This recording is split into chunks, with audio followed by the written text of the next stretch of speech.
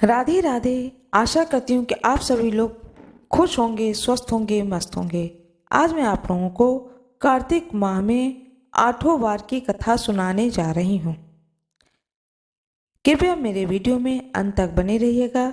Video पसंद आए तो कृपया लाइक ज़रूर कर दीजिएगा, चैनल को सब्सक्राइब कर दीजिएगा, बेल आइकन दबाना ना भूलिएगा। एक गांव में एक माँ और बेटा रहते थे और बहू भी साथ में रहती थी।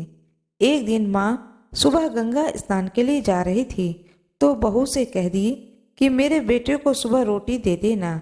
उसने कहा ठीक है, मैं दे दूंगी। सुबह जब बेटा उठा तो बोला कि माँ मुझे रोटी दो।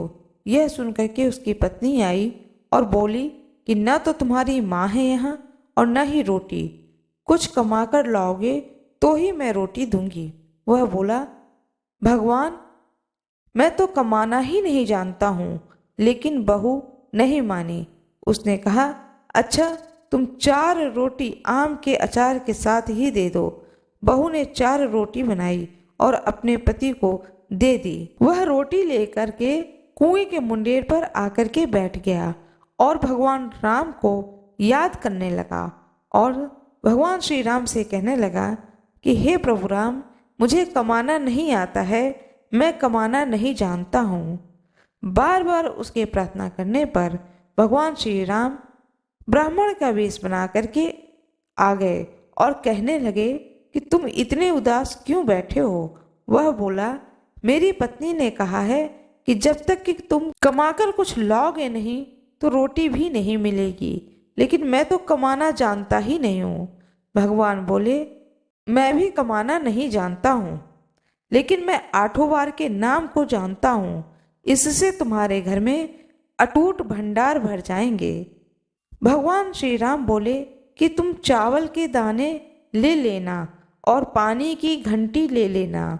जो बर्तन ढके हुए हैं उनका मुंह खोल देना। जो घर के बर्तन उल्टे पड़े हैं उन्हें सीधा कर देना। भगवान के रूप में ब्राह्मण ने कथा कही और उसने सुनी। रविवार, सोमवार, मंगलवार, बुधवार, बृहस्पतिवार, शुक्रवार, शनिवार 8 वारों का आसरा भरियो, पीहर सासरा। इसके बाद उसके घर में अटूट भंडार होते चले गए। घर पहुंचा तो उसकी पत्नी ने पूछा कि क्या लाए हो। उसने कहा कि 8 वारों का नाम लाया हूँ। पत्नी ने सोचा चलो कुछ तो लाया है। पति फिर बोला कि चावल के दाने और पानी की घंटी ले आओ। जो औंधे मुंह पड़े हैं बर्तन उन्हें सीधा कर दो। जो ढके हुए रखे बर्तन उनका मुंह खोल दो। पत्नी ने ऐसा ही किया। फिर पति ने कही कि आओ और कथा को सुनो। पत्नी ने सुनी। रविवार, सोमवार, मंगलवार, बुधवार, बृहस्पतिवार, शुक्रवार, शनिवार 8 वारों का आसरा भरियो, पीहर सासरा और अटूट भंडार भरते चलियो। इस प्रकार पति ने कथा कहते समय कही। इस प्रकार से उसके घर में अटूट भंडार भरने लगे। अपनी पत्नी से एक दिन उसने कहा कि मैं अपनी बेटी से मिलने जा रहा हूँ। फटे से कपड़े पहन बेटी के यहाँ गया तो बच्चे बोले कि नाना आए हैं, नाना आए हैं। बेटी बोली कि नाना आए हैं तो क्या लाए हैं। 2 दिन की मुफ्त रोटियां तोड़ने आए हैं। बेचारा सोचने लगा कि गरीबी सब कुछ कहला देती है मुख से। पिता ने बेटी से कहा कि बेटी मेरी 8 वार की कहानी सुन लो। बेटी ने जवाब दिया कि पिताजी मेरा मुंह जूठा हो गया है, मैंने खा लिया है। तो पिता भूखे ही सो गए। अगले दिन बेटी को पिता पर तरस आ गया और कहती है कि पिताजी आप अपनी कहानी सुनाओ। पिताजी बोले कि चावल का दाने ला, पानी की घंटी ला। जो औंधे मुंह पड़े हैं बर्तन उन्हें सीधा कर। जो ढके हैं उनका मुंह खोल दे। पिता ने कही, बेटी ने सुनी।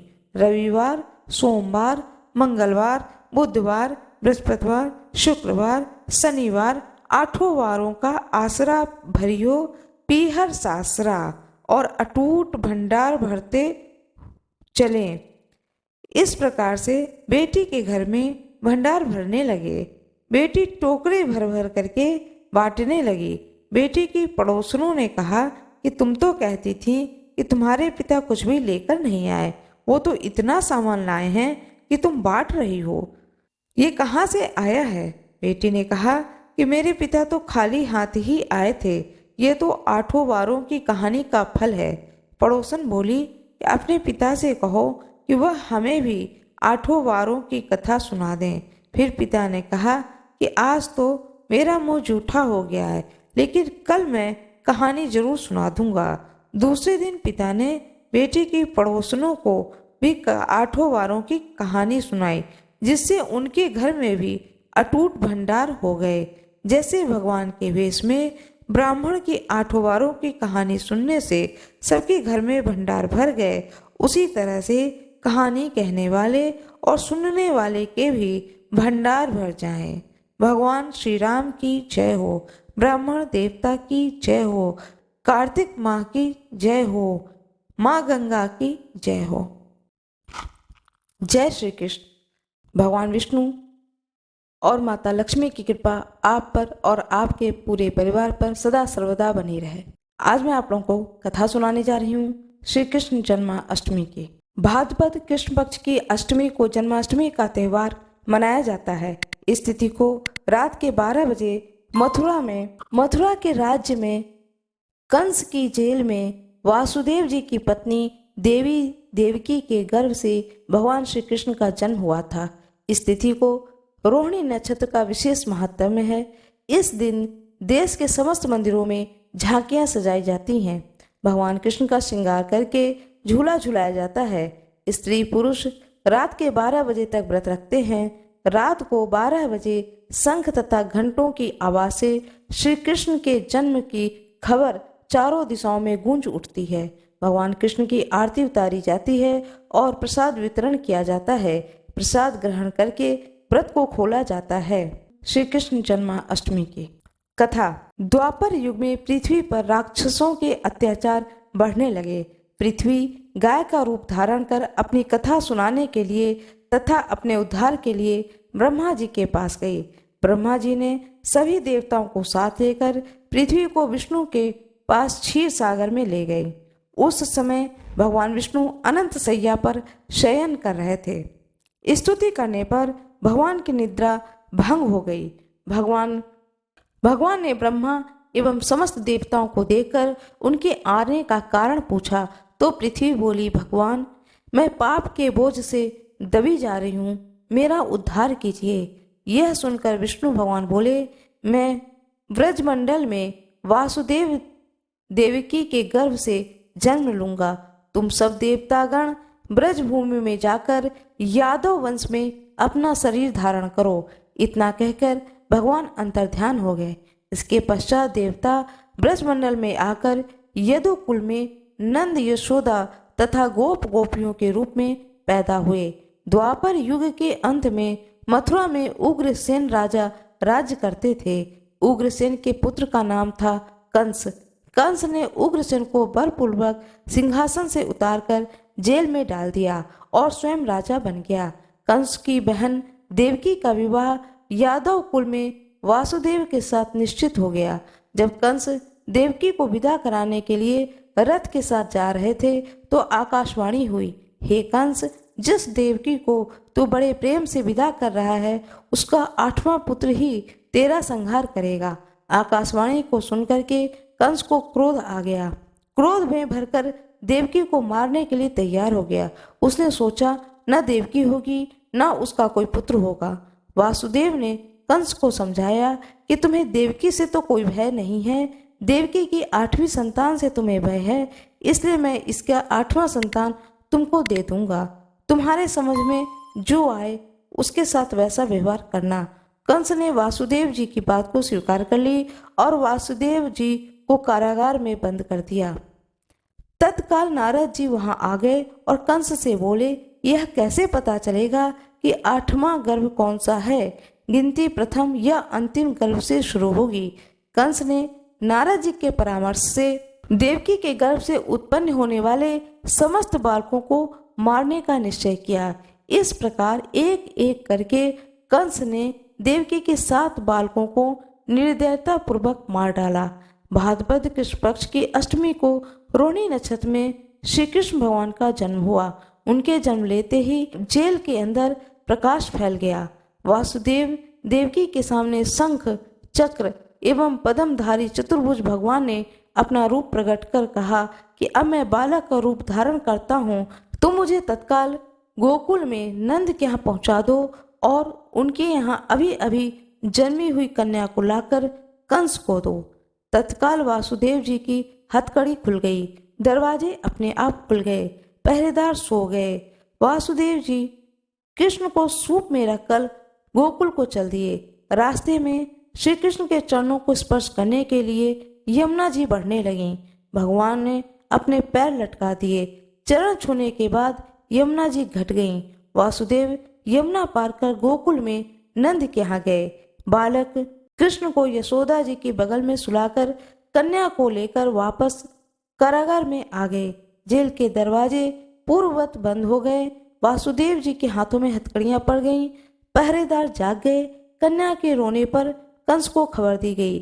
कंस ने कारागार में आकर कन्या को लेकर पत्थर पर पटककर मारना चाहा, पर वह कंस के हाथ से छूटकर आकाश में उड़ गई और देवी का रूप धारण कर बोली, हे कंस, मुझे मारने से क्या लाभ? तुझे मारने वाला तो गोकुल में पहुंच चुका है। यह दृश्य देखकर कंस हतप्रभ और व्याकुल हो गया। कंस ने श्री कृष्ण को मारने के लिए अनेक दैत्य भेजे। श्री कृष्ण ने अपनी अलौकिक लीला से सारे दैत्यों को मार डाला। बड़े होने पर कंस को मारकर उग्रसेन को राजगद्दी पर बिठाया। तभी से श्री कृष्ण की जन्मतिथि को सारे देश में बड़े हर्ष उल्लास से मनाया जाता है। बोलिए भगवान श्री कृष्ण की जय हो, भगवान विष्णु की जय हो, माता लक्ष्मी की जय हो, राधा रानी की जय हो। मेरा यह वीडियो कैसा लगा कृपया कमेंट बॉक्स में जरूर बताएं। राधे राधे कमेंट बॉक्स में जरूर लिख दें। वीडियो को लाइक करना ना भूलें। अब मैं आप लोगों को कथा सुनाने जा रही हूँ। एक साहूकार थे, उनके 7 बेटे थे। साहूकार ने एक तालाब बनवाया, लेकिन 12 वर्ष तक तालाब में पानी नहीं भरा। तब साहूकार बहुत परेशान हो गए। उन्होंने सोचा कि क्या बात है, मेरा यह तालाब क्यों नहीं भरता है। बहुत परेशान जब हो गए तब उन्होंने पंडितों को बुलवाया और उनसे पूछा कि क्या बात है, मेरा यह तालाब क्यों नहीं भरता है। तब पंडितों ने कहा कि आप बड़े बेटे की बलि दें, यह बड़े पोते की बलि चढ़ाने से तालाब भरेगा। साहूकार ने सोचा कि यह मैं कैसे करूं, कैसे मैं अपने बड़े बेटे को बलि दे दूं और किस तरह से अपने बड़े पोते का बलि दे दूं, और बलि देने के बाद में यह तालाब तभी भरेगा जब मैं बलि दूंगा। साहूकार बड़ा ही सोच में पड़ गया। फिर भी उसने अपने जी को कड़ा किया और कड़ा करने के बाद में उसे अपनी बड़ी बहू को पीहर भेज दिया। और जब बहू पीहर चली गई, पोते को उसने रोक लिया और रोकने के बाद में अपने बड़े पोते की बलि चढ़ा दी। जब बड़े पोते की बलि चढ़ गई तब घनघोर छटा आई और खूब बारिश हुई। जब खूब बारिश हुई तो तालाब भर गया। जब तालाब भर गया तब साहूकार अपनी पत्नी के साथ में उस तालाब को पूजा करने के लिए घर से निकले। जब घर से निकलने लगे तब साहूकार ने अपनी दासी से बोले कि गौवा धनुआ चने मोठ, गौवा धनुआ उनका कहने का अर्थ था चने मोठ को बना ले। साहूकार की गाय के बच्चे का नाम भी ग्यूला धनुआ था।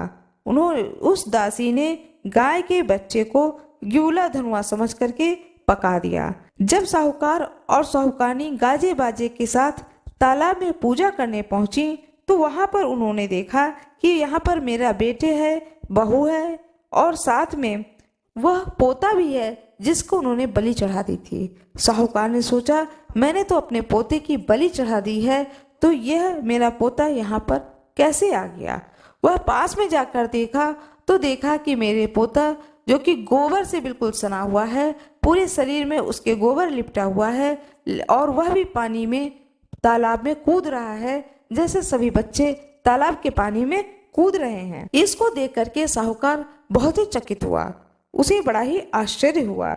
साहूकार ने सोचा कि मैंने तो पोते की बलि दे दी थी तब तालाब भरा, लेकिन गाय माता ने मेरी लाज रख ली और मेरे पोते को जीवित कर दिया और मुझे मेरा पोता वापस दे दिया। घर वापस आकर दासी से पूछा कि गाय का बच्चा कहाँ है। दासी बोली, आपने गेउला धनुआ को पकाने के लिए कहा था तो मैंने तो उसे पका दिया। तो साहूकार ने कहा कि पापनी, तूने यह क्या किया? अभी मैंने एक पाप उतारा है और तुमने दूसरा पाप चढ़ा दिया। बड़ी मुश्किल से मेरा पोता मुझे वापस मिला है। अब मैं गाय को क्या जवाब दूंगा? जब गाय वन से चरने को गई है, वन में जब चर करके घास चर करके वापस आएगी और जब अपने बच्चे को वह नहीं देखेगी तो मैं उसे क्या जवाब दूंगा?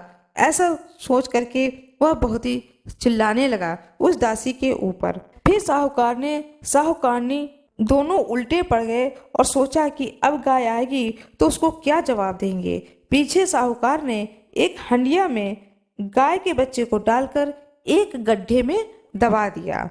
घर के पीछे ही उन्होंने गाय के बच्चे को दबा दिया। शाम को जंगल से जब गाय आई तो बच्चे को नहीं देख करके चिल्लाने लगी और हंडिया खोदने लगी। तब उसमें से उसका मिट्टी में लिपटा हुआ बच्चा निकला। तब किसी ने साहूकार से आकर कहा कि देखो, गाय का बच्चा जीवित है और वह अपने माँ के साथ में खड़ा है। साहूकार ने कहा, यह कैसे संभव है? गाय के बच्चा तो मर चुका था और उसे मैंने ही एक हांडी में करके घर के पीछे मिट्टी में दबा दिया है। तब उस व्यक्ति ने कहा, नहीं, तुम स्वयं उठो और चल करके देखो कि जो मैं बता रहा हूँ वह बात सत्य है या नहीं। साहूकार ने कहा कि ठीक है। फिर साहूकार उठा और वह घर के पीछे गया। वहां जाकर देखा गाय के बछड़ा गाय का दूध पी रहा है और इस प्रकार से जब उसने अपनी आंखों से देखा साहूकार ने कि गाय का बच्चा जीवित है और जीवित ही नहीं है, वह अपनी माँ के साथ खड़ा भी है, इस को देख करके साहूकार बहुत ही खुश हुआ, बहुत ही प्रफुल्लित हुआ और उसने यही बात कही, जिस प्रकार से गाय माता ने मेरे घर के वंश की रक्षा की, मेरे पोते की रक्षा की, जिसका मैंने बलि चढ़ा दिया था उसे जीवित कर दिया और उसके पुत्र भी जीवित हो गया, गाय का भी बच्चा जीवित हो गया। इसी तरह से गाय माता हर उस पुत्र की रक्षा करे जिसकी माँ गाय की पूजा करती हैं, गाय की उपासना करती हैं। जिस तरह से मेरे घर में यह सुख के दिन लौटे, इसी प्रकार से सुख के दिन हर घर में लौटे। इस तरह से गाय बछारस की पूजा की जाती है, गाय बछारस की यह कथा सुनी जाती है और कथा सुनने के बाद में भोजन ग्रहण किया जाता है। मेरा ये वीडियो कैसा लगा कृपया कमेंट बॉक्स में जरूर बताएं। वीडियो को लाइक करना ना भूलें, चैनल को सब्सक्राइब करें, बेल आइकन दबाना ना भूलें। फिर मिलती हूँ एक नए वीडियो के साथ में। धन्यवाद।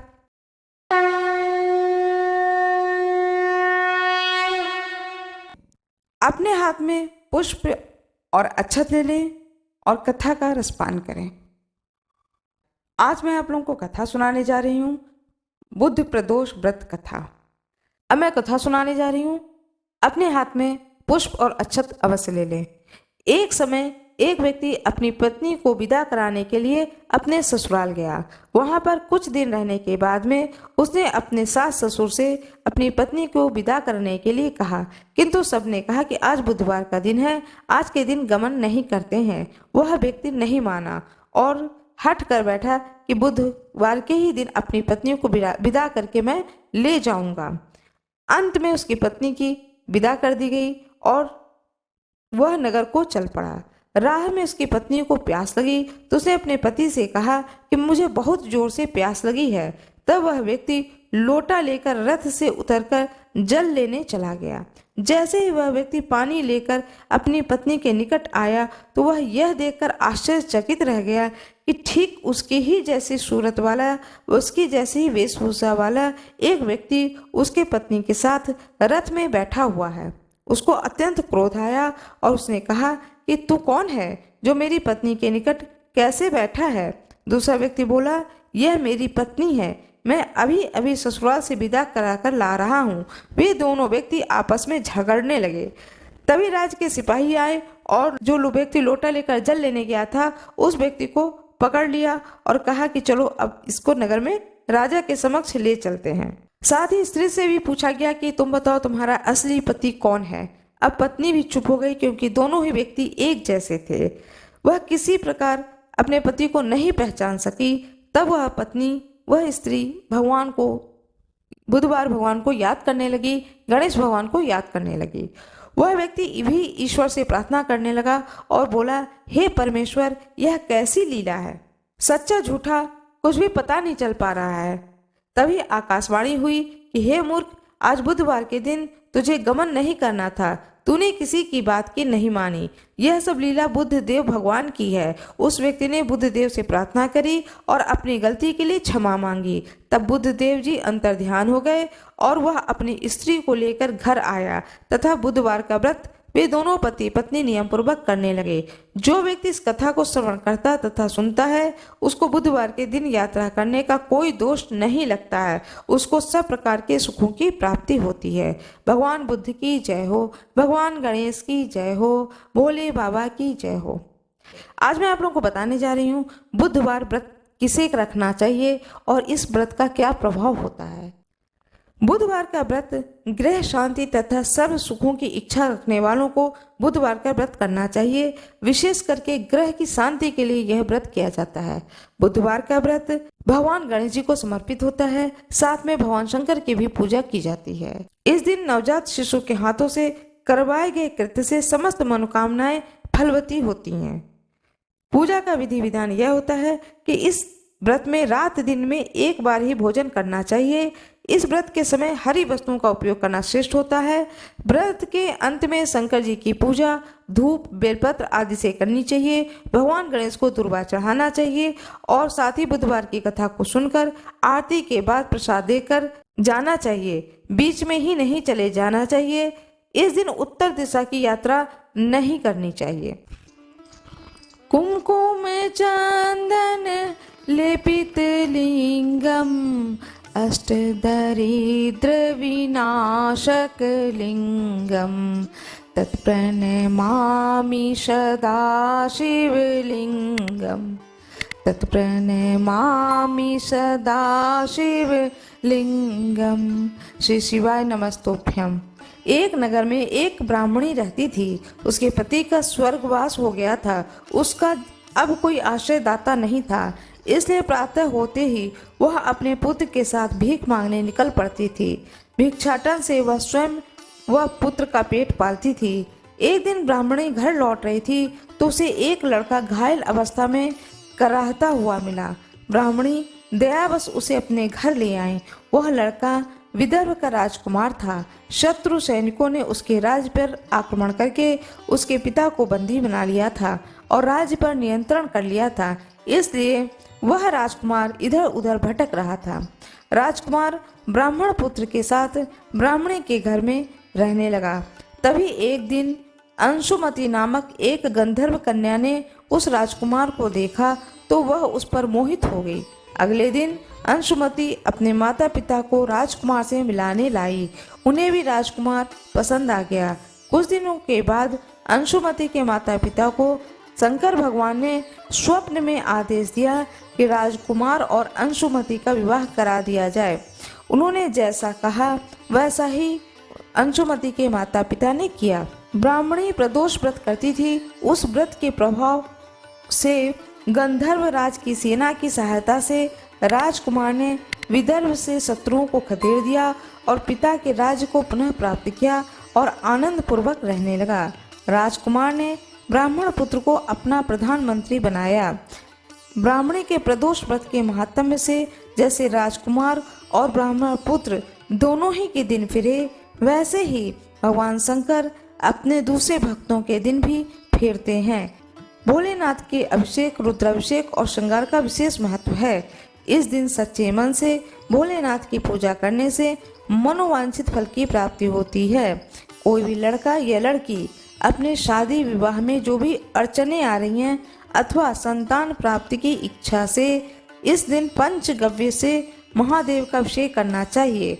वहीं ऐसे जातक जिन्हें लक्ष्मी जी की प्राप्ति और कैरियर में सफलता की कामना हो, उन्हें दूध से अभिषेक करने के बाद शिव जी पर फूलों की माला अर्पित करनी चाहिए। मान्यता है कि ऐसा करने से भोलेनाथ अत्यंत प्रसन्न होते हैं और मनोकामना की पूर्ति करते हैं। हर हर महादेव। ओम नमः शिवाय। भगवान गणेश की जय हो, भोले बाबा की जय हो, माता पार्वती की जय हो। हर हर महादेव। मेरा ये वीडियो कैसा लगा कमेंट बॉक्स में अवश्य बताएं। कमेंट बॉक्स में हर हर महादेव अवश्य लिख दें। कृपया चैनल को लाइक कर दें, सब्सक्राइब कर दें, बेल आइकन दबाना ना भूलें। धन्यवाद।